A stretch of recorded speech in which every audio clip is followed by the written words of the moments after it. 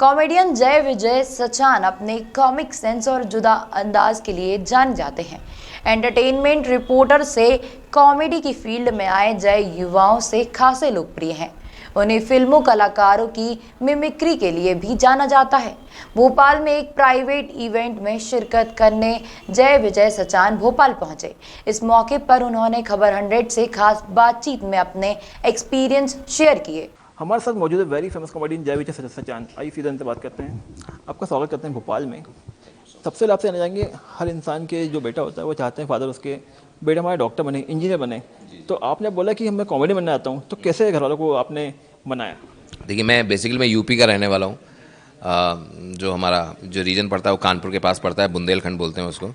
तो जैसे मेरे पापा को पता चला कि मैं कॉमेडियन बनना वाला हूँ, तो मेरे पापा ने कहा टोपा हो गया बे, इतना मार मारेंगे ना साले तेरी बुद्धि खुल जाएगी, ना पढ़ने का ना लिखने का, पहले पढ़ाई कर ले उसके बाद में जो तुझे करना है करना। तो मैंने कहा मैं पढ़ाई कर लूँगा। कह रहे तेरे बस का कुछ नहीं है। और खैर ये एक फ़नी वे पे बात स्टार्ट हुई थी। और मेरे फादर ने भी, उन्होंने बोला कि बेटा अगर तुमने ये कहा है कि तुम ये करोगे तो करके दिखाना, 4 जगह मेरी नाक मत कटाना। और घर वालों का आशीर्वाद था, लोगों का इतना प्यार था कि हो गई, ज़िंदगी में बन गई ये चीज़ें। जब कोई काम शुरू करता है तो कोई ना कोई प्रेरणा स्रोत देता है उसका।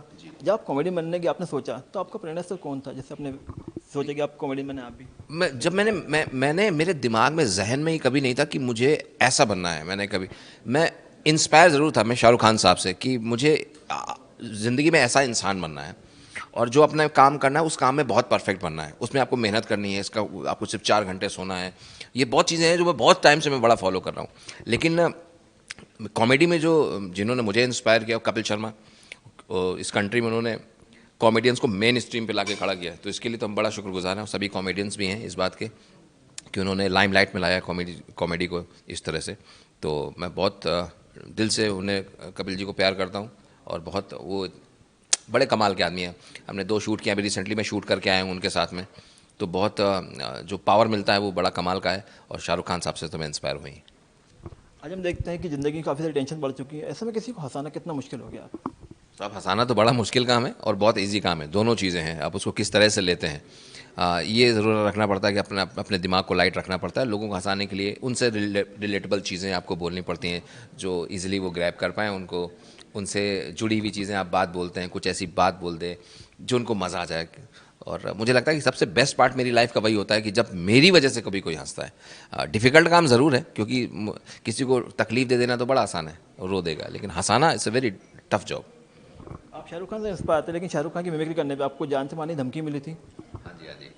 शाहरुख खान साहब की मिमिक्री करने की वजह से मुझे एक बार एक राजस्थान से एक जनाब थे, उन्होंने बोला कि मैं तेरी गर्दन काट दूंगा, तो देशद्रोही का सपोर्टर है। मैंने कहा नहीं, मैं सपोर्टर नहीं हूँ शाहरुख खान का, शाहरुख खान मेरा भगवान है। तो बहुत वो बौखला गया था। उसने लंबे लंबे मेरे को मैसेजेस किए थे कि इधर वो काट डालेंगे, वो ये काट डालेंगे, वो काट डालेंगे। तो ये काफ़ी अरसा हो गया इस बात को। और लोग हैं, मैंने उनको बोला भी था कि इस तरह की आपको बात नहीं करनी चाहिए। Shahrukh Khan is jam.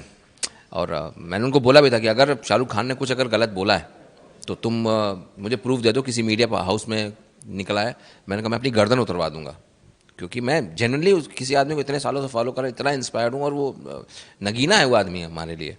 और इस तरह की बात की थी तो हाँ, थोड़ा डर ज़रूर लगा था कि मेरा हीरो बन के बोल तो दिया है, कहीं कल को आए कि काटी ना दे मेरी गर्दन। शाहरुख खान काफ़ी बड़े फ़ैन है। मैं चाहूँगा कि शाहरुख खान की आवाज़ में आप उनसे क्यों इंस्पायर है, ये बताएं हमें। देखिए, ज़िंदगी बड़ी छोटी सी है और इस छोटी सी ज़िंदगी में हमें बहुत से काम करने होते हैं। अपनी फैमिली है, हम हैं, लोग हैं, समाज है, देश है। हाँ, तो कब करोगे? आज करोगे, अभी से करोगे। तो हमको अपने समाज के लिए, अपने देश के लिए जिम्मेदार बनना ज़रूरी है। और अपनी गर्लफ्रेंड के लिए बाद में बन लेना।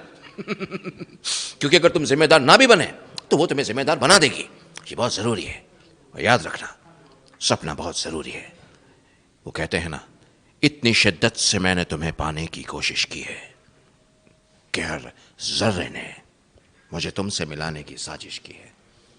हर इंसान की लाइफ में एक टर्निंग पॉइंट ऐसा होता है जो उसे एक नया मुकाम देता है उसके करियर को। आपकी लाइफ का टर्निंग पॉइंट क्या है? हाँ, मेरी लाइफ का भी टर्निंग पॉइंट शाहरुख खान साहब ही है। मैं उसके पहले मैंने इंडियाज़ गॉट टैलेंट सीज़न 5 में कर चुका था, उसके फाइनल में था मैं। ज़िंदगी ठीक ठाक चल रही थी, बट अच्छी नहीं चल रही थी। मतलब अच्छी, आप जैसे, क्योंकि यूथ देखेगा तो कहेगा अच्छी का क्या मतलब है, पैसे के हिसाब से अच्छी नहीं चल रही थी। तो शाहरुख खान साहब से मेरी 2016 में मेरी मुलाकात हुई और एक शो पर हम मिले चैनल ने मुझे बुलाया था, शाहरुख खान साहब ने मिले और उन्होंने बोला कि ओके आवाज़ होगी शाहरुख खान की और निकालेंगे जय विजय सचान। जिस दिन उस आदमी ने मेरा नाम लिया मेरी ज़िंदगी बदल गई, टोटल चेंज उसके बाद से। तो आप सोचिए कि जो आदमी नाम बदलने से आपकी लाइफ बदल सकता है, क्योंकि वो हो गया कि यार शाहरुख खान ने किसी को प्रेज़ किया, क्योंकि मिमिक्री आर्टिस्ट को, कॉमेडियन को लोग जनरली प्रेज़ नहीं करते टिल द टाइम आप बहुत बड़े मार्क पे ना पहुंच जाओ। वो मेरी ज़िंदगी का टर्निंग पॉइंट था। आप सबको हंसाते, लेकिन कितना मुश्किल हो सकता है हम जान सकते हैं, क्योंकि जब आपने एक बार शो कर रहे थे आपके भाई की डेथ हो गई थी, तभी आपको परफॉर्म करना पड़ा, तो कितना मुश्किल था आपके लिए? बहुत डिफ़िकल्ट था, लेकिन वो मेरा काम है और मैंने ज़िंदगी में सीखा है। बड़े बूढ़े हमेशा कहते हैं कि अपने काम के प्रति ईमानदार रहो हमेशा। तो मेरे जहन में मेरा भाई था और मेरे दिमाग में उस वक्त मेरा कंटेंट था और मेरे सामने वो बैठे लोग थे जहाँ पर अब उसे क्या बोलें, धर्म है, कर्तव्य है, उसको निभाना था। तो मेरे पास वो लोग थे जो मेरी वजह से हंसने के लिए बैठे थे। तो मैंने जो है पूरी, ऐसा नहीं कि मैंने कुछ कम तरीके से हंसाया, मैंने अपने जोक्स और पुश पावर दे के उनको हंसाया और बहुत कमाल का शो हुआ, लोग बहुत हंसे।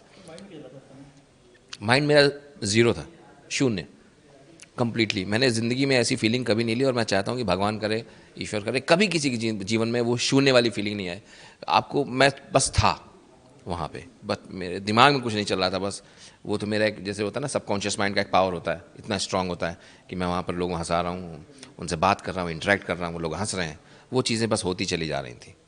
अच्छा, स्टैंड कॉमेडी में देखा जाता है काफ़ी सारे स्टैंड कॉमेडी जो हंसाने के लिए कई से वर्ड्स का यूज़ करते हैं, गाली गलौज का यूज़ करते हैं, वल्गैरिटी यूज़ करते हैं। देखिए, मैं अब किसी के लिए तो नहीं बोल सकता कि वो क्या करते हैं, लेकिन मुझे लगता है कि मैंने जिस दिन गाली दे दी स्टेज पे, तो मैं अपने शहर में घुसूँगा तो मेरे दोस्त को कोई पिताजी मुझे पकड़ के 2-3 कंटाप मार देंगे, क्योंकि मेरे बचपन में जब मेरे नंबर कम आते तो मेरे पापा के मारने के पहले मेरे दोस्त के पापा मुझे झपड़िया देते थे कि साले तेरे नंबर कम आए। तो एक ये जहन में रखता है, मेरी ऑडियंस जो है ना वो फैमिली ऑडियंस है। मैं चाहता हूँ कि तसल्ली से बैठ के वो सुने मेरी बात को। मैं बहुत घरेलू बातें करता हूँ, फ़नी बातें करता हूँ। ऐसे कल को कोई देख कर अगर ये बोल दे कि इसने गाली दी है तो किसी का दिल दुखेगा कि यार अच्छा तुम भी इस उसमें चले गए। जो करते हैं बहुत अच्छा करते हैं, मुझे किसी से कोई वो नहीं है, लेकिन मुझे बोला गया है स्ट्रिक्टली, मेरे घर वालों ने बोला है कि बेटा कभी कोई काम ऐसा मत करना जिससे हमारी नाक कटे। बट उनको नहीं पसंद कि मैं कोई भी इस तरह की बात करूँ, गाली गलौच वाला कभी करूँ। तो कोशिश पूरी जीवन भर यही रहेगी कि मैं कुछ ऐसा ना करूँ जिससे मेरे चाहने वालों का कभी दिल दुखे।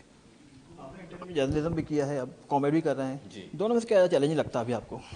चैलेंजिंग दोनों बहुत ऑलमोस्ट इक्वल हैं, जो लोग नहीं समझते। मैं आपको बताऊं, देखिए दोनों का काम कंटेंट का है। जर्नलिज्म बहुत टफ जॉब है, मैंने जर्नलिज्म किया है। मैंने अपनी ज़िंदगी को जीना सीखा है, मैंने जर्नलिज्म से। मैंने लिखना सीखा है, मैंने बोलना सीखा है, मैंने क्रिएटिव होना सीखा है, कम से कम टाइम पे काम करना सीखा है, प्रेशर में काम करना सीखा है। तो ये सब काम जो है मुझे मेरी प्रोफेशनल लाइफ में बड़ी काम आती हैं। अगर मेरे को कोई भी टॉपिक दो, मैं उसमें 5 से 7 मिनट में मैं उसमें मैं ह्यूमर निकाल दूंगा सब्जेक्ट पर। तो शायद अगर मैं मीडिया में पहले नहीं होता तो शायद मैं इस फ्रीक्वेंसी के साथ ये काम नहीं कर पाता। आपके वेब सीरीज़ का ज़माना चल रहा है, तो कोई ऑफर है आपका आने टाइम में? मेरे पास ऑफर्स हैं, बट वो कुछ, मैं कॉमेडी वहाँ नहीं करना चाहता। मैं कुछ ऐसा करना चाहता हूँ जैसे सुनील ग्रोवर साहब करते हैं। बड़ा इंस्पायर हूँ मैं उनसे।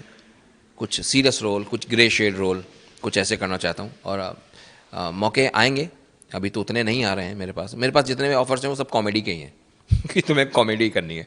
सो इंतज़ार कर रहा हूँ कि अच्छा कोई ऑफ़र आएगा तो दर्शक ज़रूर देखेंगे। ये अपनी कंट्री में टाइपकास्ट कर देते हैं लोगों को। मैं आपको बताऊँ कैसे टाइपकास्ट होता है। मैं रेडियो में था, जब मेरे को टीवी में जाना तो मेरे को कोई ले नहीं आता, कहते तुम तो रेडियो वाले हो। तो व्हाट डू मीन रेडियो वाला हूँ, तो टीवी में क्यों नहीं लोगे?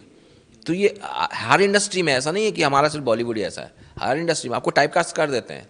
आप अगर अब टीवी से रेडियो में जाएंगे तो आपको टीवी से रेडियो वाले नहीं लेंगे, रेडियो को टीवी वाले नहीं लेते। लिखने वाले को बोलते हैं तुम लिख सकते हो, तुम बोल नहीं सकते हो। तो ये हर जगह होता है। उनको वो अपनी तरफ से एक आइडिया लगा लेते हैं कि तुम यही कर सकते हो।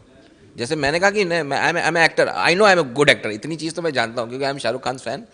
तो अपने पर मैं इतना बिलीव करता हूँ, इसीलिए मैं अगर आपने मेरे परफॉर्मेंस भी देखी हो तो उसमें एक्टिंग में इंक्लूड करता हूँ, ताकि लोगों की नज़रें खोलें, देखें और बोलें कि जाओ जय, मैंने तुम्हें इस मूवी का प्रोजेक्ट दिया, करो, ये रहा तुम्हारा चेक। चलते तो आपके जो फैंस हैं उनके लिए क्या मैसेज देना चाहेंगे हमारे जरिए आप? खबर 100 के जितने भी दर्शक इस वक्त देख रहे हैं, देखिए मैं इतना बड़ा नहीं हूं कि आपको मैं कुछ सलाह दे पाऊं, लेकिन जो मुझसे छोटे हैं उनको एज ए बड़ा भाई मैं समझा सकता हूं, जो मेरे मुझसे बड़े हैं एज एन छोटा भाई मैं बोल सकता हूं कि मैं ये हमेशा मानता हूं कि जीवन जो है बड़ा कीमती है। मैं अक्सर सड़कों पर देखता हूं लोग बिना हेलमेट के जा रहे होते हैं और कार पे होते हैं तो सीट बेल्ट नहीं लगाए होते हैं, रैश ड्राइविंग कर रहे होते हैं।